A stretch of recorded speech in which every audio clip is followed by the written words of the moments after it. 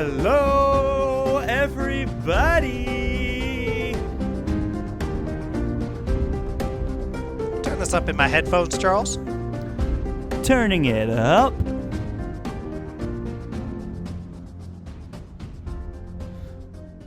Hello, everybody. Welcome to yet another very exciting episode of the Friends Talking Fantasy Podcast. My name is Charles, and with me today, as always, is my lifelong friend and co-host, Dylan. I'm ready to talk some fantasy with my friend, Charles. I am ready to talk some fantasy with my friend as well, Dylan, and not just any fantasy today, because today we are dusting off in old format for episodes. We've only done this one other time before. Happy to be back, and that is our indie author spotlight. Yeah, I'm really excited to get into this, Charles. We have a copy of Cold from the North by D.W. Ross that we have both read, and we're gonna give a spoiler-free discussion, very high-level overview of this book, try to talk about what kind of folks might really enjoy this book, and give you a heads up of this novel that's out there for your wonderful reading pleasure. That is right, Dylan, and thank you to D.W. Ross for reaching out to us on the Twitter sphere and sharing with us a advanced copy of Cold from the North. We appreciate the support. Yes, we do.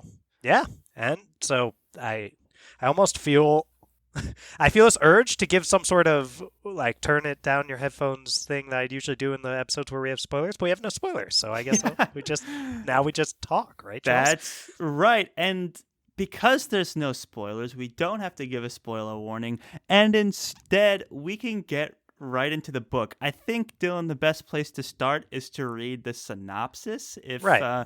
Do you want me to just go ahead and just crank go that ahead, up? Charles. You got this. All right. So this is a description of Cold from the North by D.W. Ross as it appears on the Goodreads page. Driven by the promise of an ancient prophecy, which will bring the dark ways of an old god back to power and prominence, an army of invaders swarms Olgoth Harlsbane, homeland slaughtering all those who oppose them. Along with his people, Olgoth must seek refuge from this savage force. In his search of sanctuary, he is tasked with finding the one person who can put a stop to the onslaught.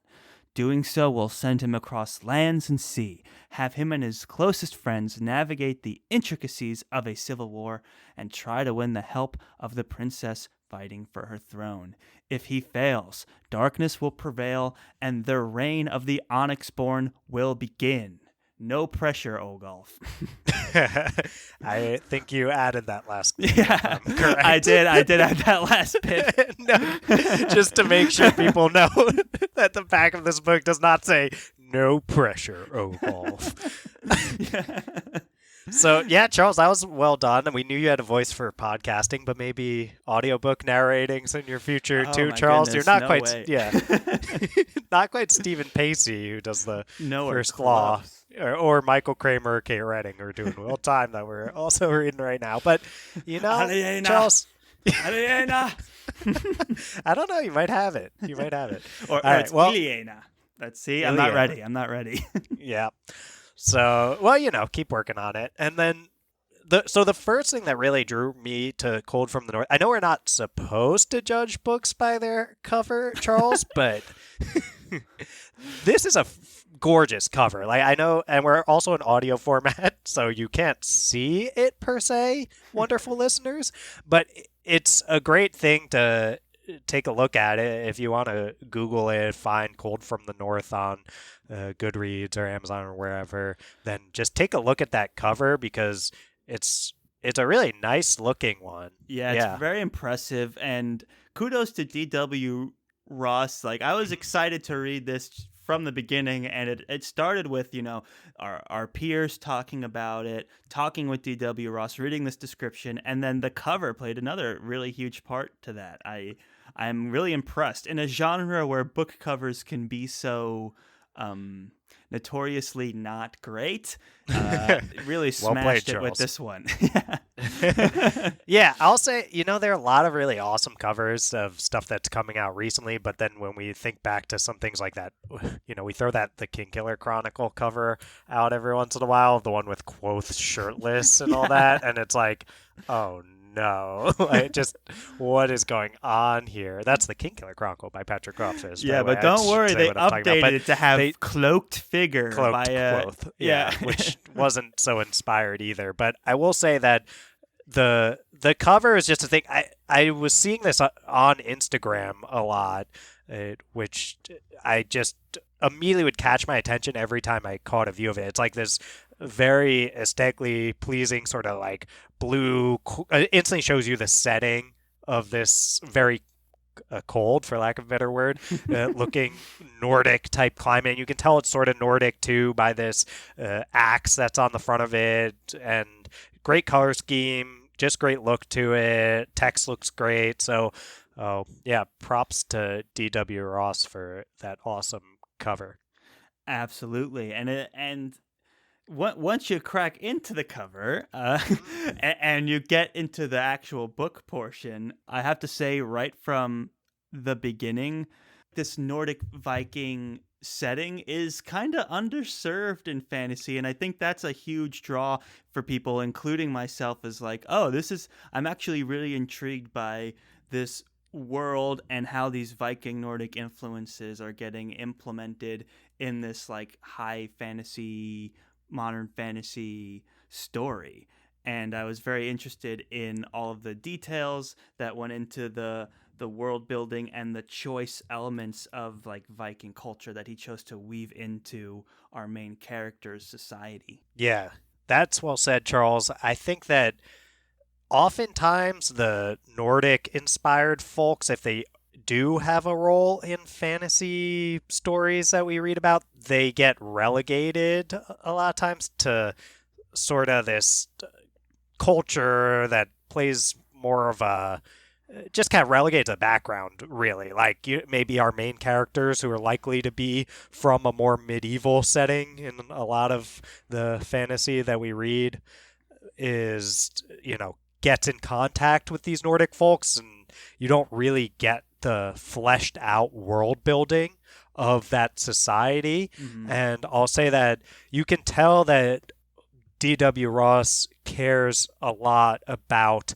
this Nordic inspiration. I think that's something that if folks are looking for, like, I haven't read anything recently that's Nordic inspired, and there's not a lot of stuff that comes to mind. I think of like Abercrombie, if you're talking like Viking stuff, his like Half a King and that Shattered Sea trilogy does do some of that.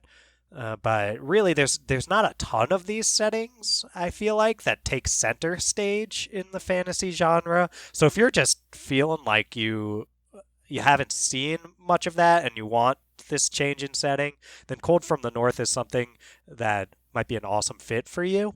And I'll say you can tell that DW prioritizes that world building a lot in this story, that his writing's very descriptive in a lot of ways, and there's a lot of different locations, there's a lot of different places that you can tell have a lot of lore and import and history to what's going on.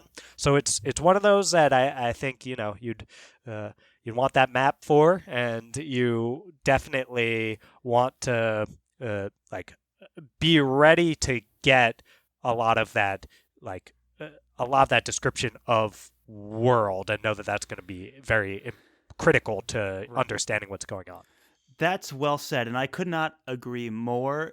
There is, people are fans of fantasy for different reasons, but I think one of the very common reasons people gravitate towards fantasy is this concept of world building, right? Like every book takes place in a setting, but what fantasy has to offer is you can take some of these historical influences and build a totally new, unique, original world around them. And if you're someone that's intrigued by using Nordic inspired history for your world building, then there is a lot to sink your teeth into in Cold from the North. And I think that is perhaps the most shining example of why you would be interested in this book, because it's a unique experience compared to all the other books that we've read in the past year. I don't think we've read a Nordic book all year. Oh no. So it was kind of refreshing in that way of like, hey, it's like, here's just a new place that fantasy literature is taking me now, and I really appreciated that.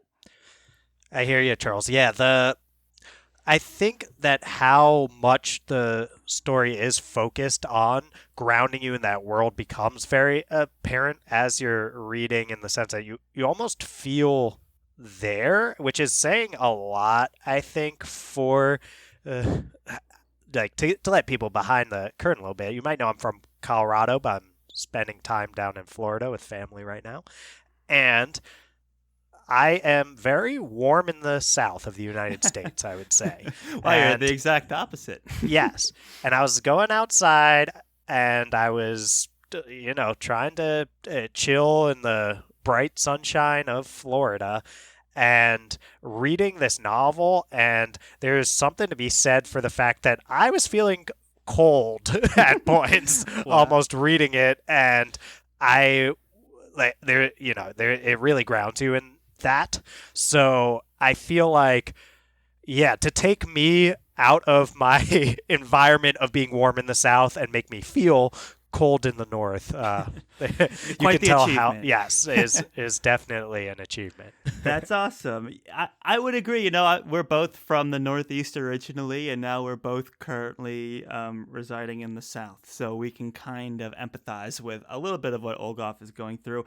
And I think that kind of adds another layer. We've been talking about the Viking Nordic-esque side of the world building, but there's also this cold side of the of the world There building as well. definitely is, Charles.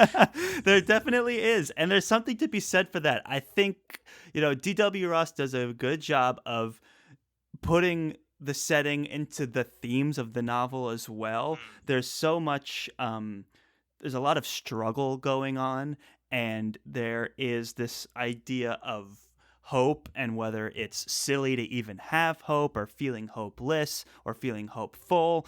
And the weather plays a very important part in that, and it's an important part of Olgoth's culture. So as they go to different settings and different scenes of different temperatures, it's like Olgoth is like, it stays with him and it's part of his identity, and that was a really interesting piece of Olgoth's character to watch unfold throughout the story, and I think it was just kind of cleverly woven in by D.W. Ross.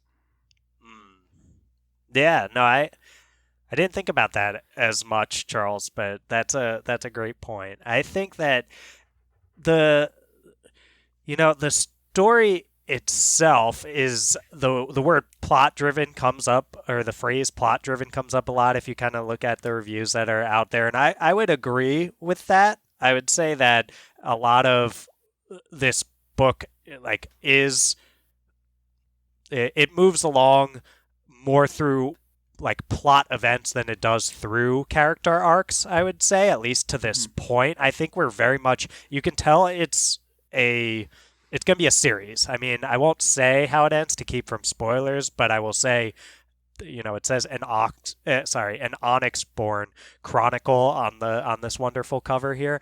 And I will say you can tell this is book one of the Onyx-born Chronicle in the way that it's more setting up potential character arcs and where they're going, rather than starting and fulfilling a full arc. There are characters that have conflicts that they're working out, and I think there's still a lot more to be seen down the road. So expect more that the book is going to follow an arc of a plot rather than the arc of a character. Would you say that's fair, Charles? Yeah, I would say that's certainly fair, and I think there's a lot of reviewers out there that would agree with you. And I think the reason for that is because, like we said, world building is such a priority here and a shining moment in that. And I think the reason that we're able to say that is because of D.W. Ross's commitment to like getting us from place to place, showing us a bunch of different places, having a bunch of different set pieces, and that is the driving force of this book. We like, Olgoff is, you can tell he's starting to get out of his native, he's going on his adventures, right? And he's seeing all of these places, and that is affecting him. But we have a lot to see, and how he reacts to those is going to be a huge part of his character development. I'm trying to dance around the spoilers here. I almost went a little too far, yeah, you go ahead. Yeah. So let me speak to something that I think was. I think I can compare some aspects of Cold from the North to a series that some folks might have heard of called The Lord of the Rings, in the sense that an experience that seemed to be replicated to some extent for me was that the story felt very much focused on like making you feel along for the ride with a journey, and that like a lot of the story itself is talking about the places that they're seeing and describing those places, and some of the history that might come from that place. And I think that was something I complimented The Lord of the Rings on after, like, I read it for the first time when we, like, early on in our podcast run. So I don't know how long ago that was now, Charles. That was in, like, the summers. That was, like, August. So, right. So when I was reading The Lord of the Rings, the thing that stuck out to me is, like, okay, well, I see how this is still a lot of people's favorite novels, in the sense that it takes its time on the journey and really focuses on a world that, in that case, Tolkien very lovingly crafted, and these sort of like working out just the logistics of going through a bunch of places and what going through this event has to, or like going through this setting. This particular setting. I'm also trying to dance around spoilers. Right. I know the series. scene you're talking you know what about, I'm saying? And that one like, was really strong. That was one of my favorite moments. Yeah, and it's almost, I think Mr. Miller, our English teacher in high school, might call it a like person versus nature story in some ways. Like, I mean, there's a war going on as well. So there's certainly these clashing, I guess, societies or what have you.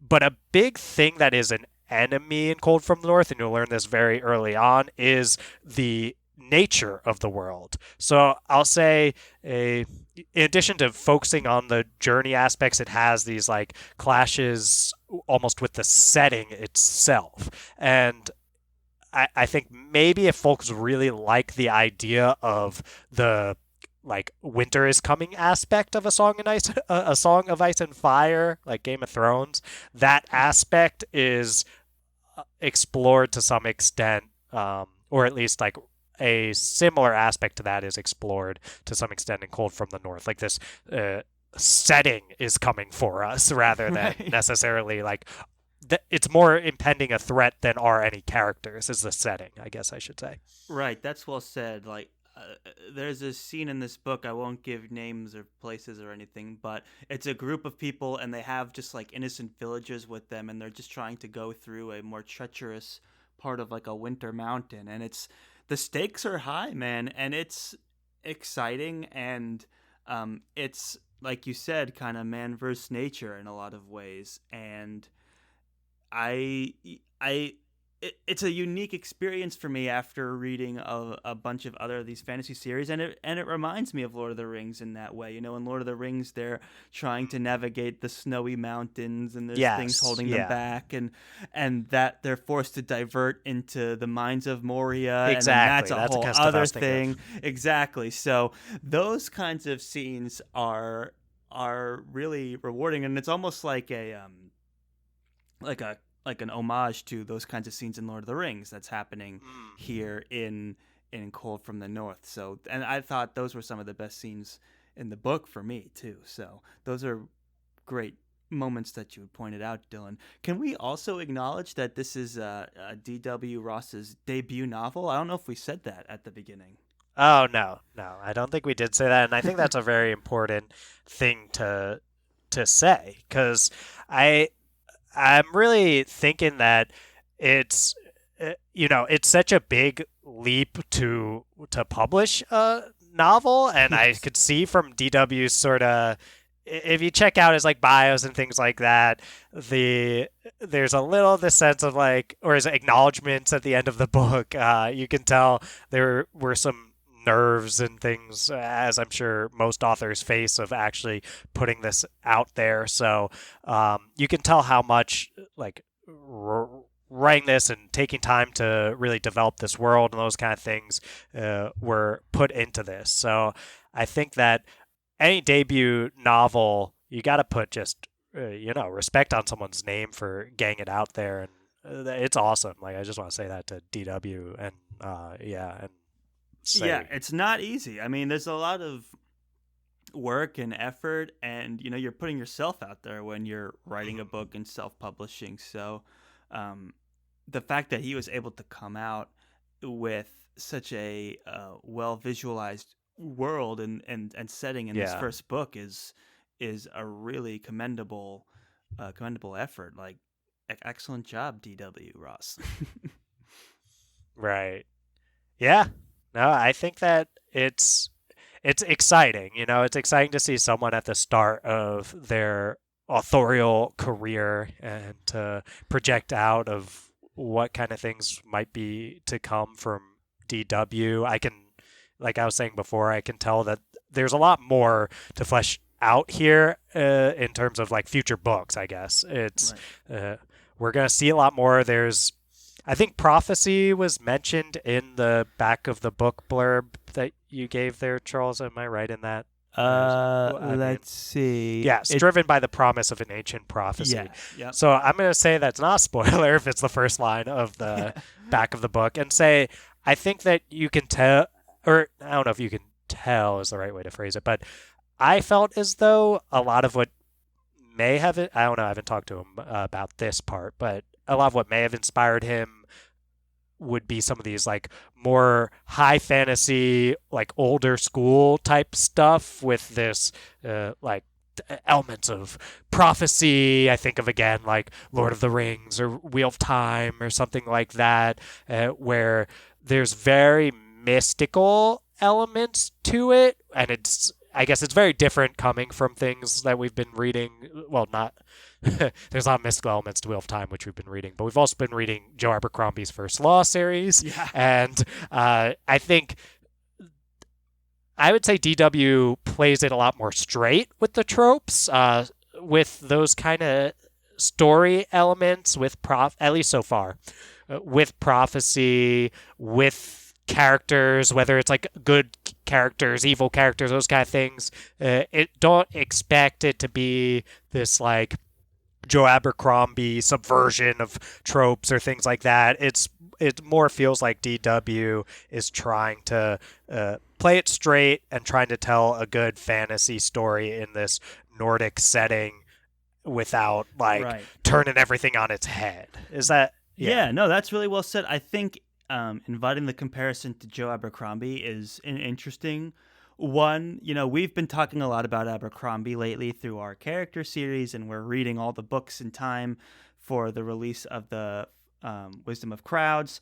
And we've got people that love the series, and then we've got people that have their criticisms. And a common one, very fair criticisms people have of Abercrombie are that, I read this first book and there was hardly any plot. I don't really understand the world or the history or the magic system. Yeah, you're right said about at the that. beginning. We said at the beginning of this episode, there's a fantasy. There's people like fantasy for a bunch of different reasons. Right. And people criticize Abercrombie for reasons that I think D.W. Ross prioritizes.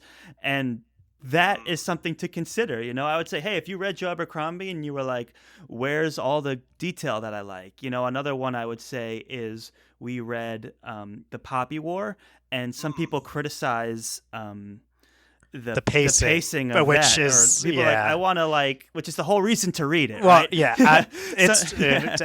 let me just. Yeah, go for it. The Poppy War has some of my I favorite stuck a- pacing in the. vein Yeah, here. sorry. The Poppy War is some of my favorite pacing in the entire genre, and I've been accused of being a little bit hasty at times on this podcast and on the internet, most social media outlets, on other podcasts maybe too. But that being said, the Poppy War breakneck pacing that I really enjoy. So I just had to get that in if you're going to. Right, but there's people that criticize that, and you're both right?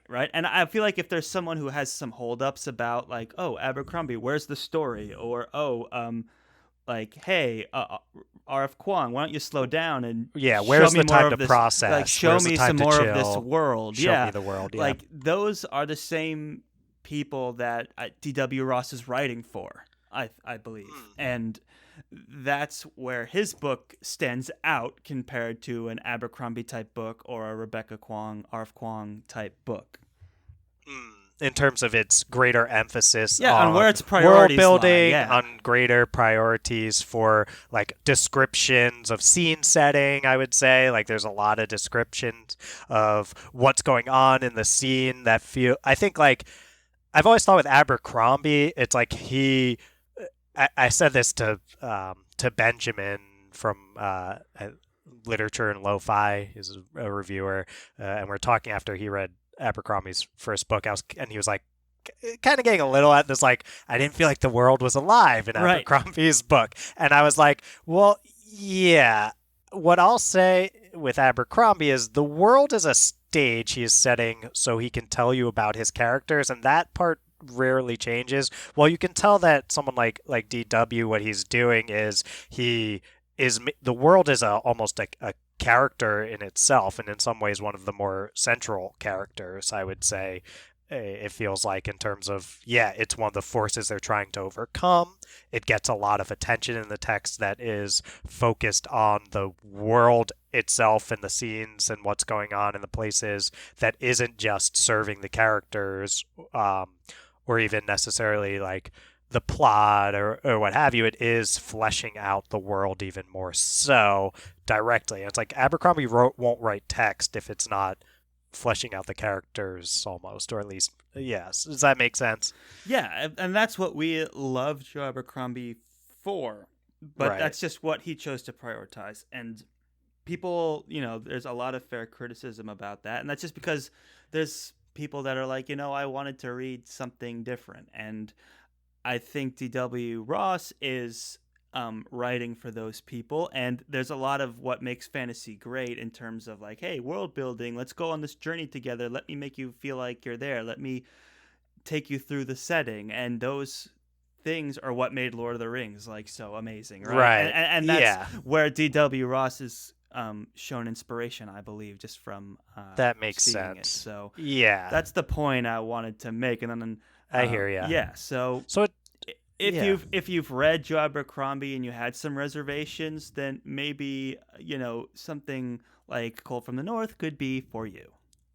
That makes sense. Yeah, I mean, it's a type of thing again of like, where does a story begin and what is it trying to leave off with, and what should you be like taking away, and those kind of things. And I think Abercrombie, part of what, like you were saying, we adore so much about his work is that the stories are character arcs.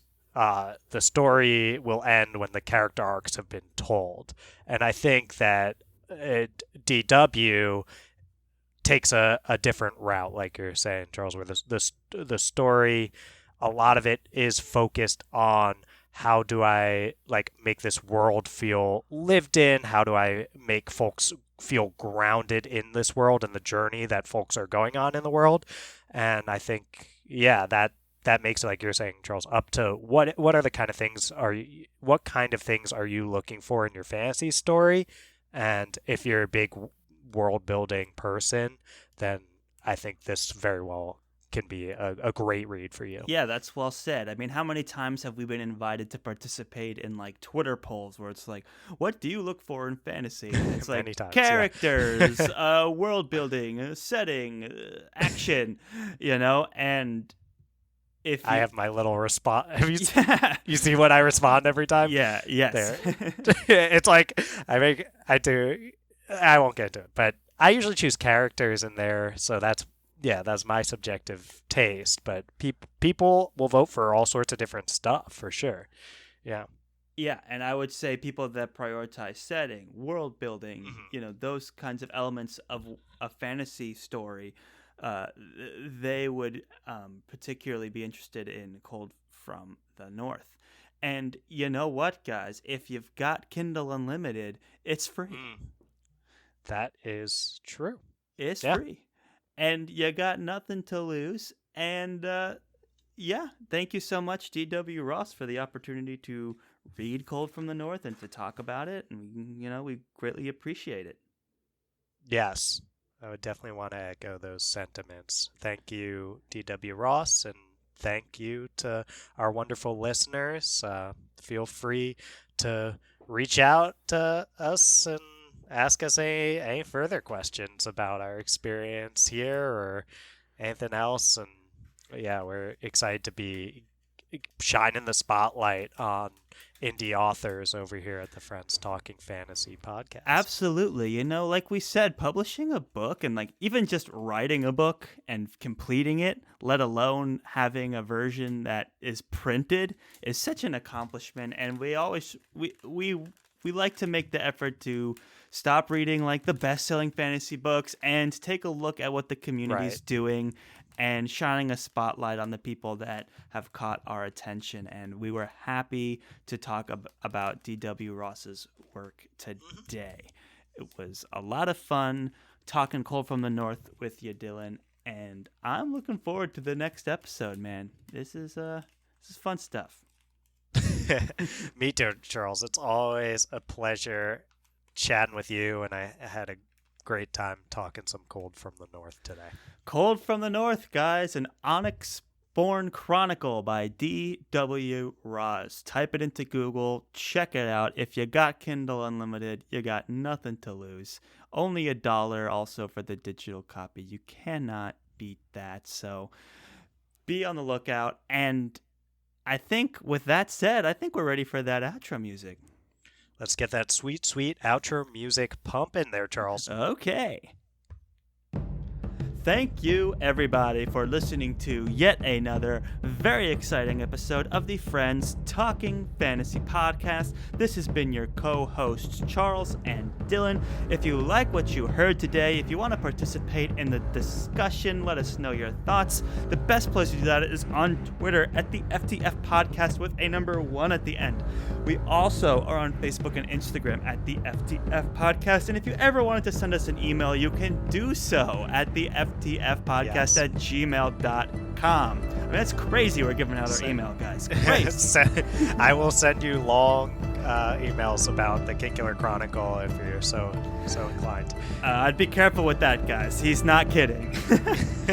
And Dylan, if they wanted to further support the show in a way that was free for them and super helpful for us, and they just so happen to be listening on Apple Podcasts, well, what can they do?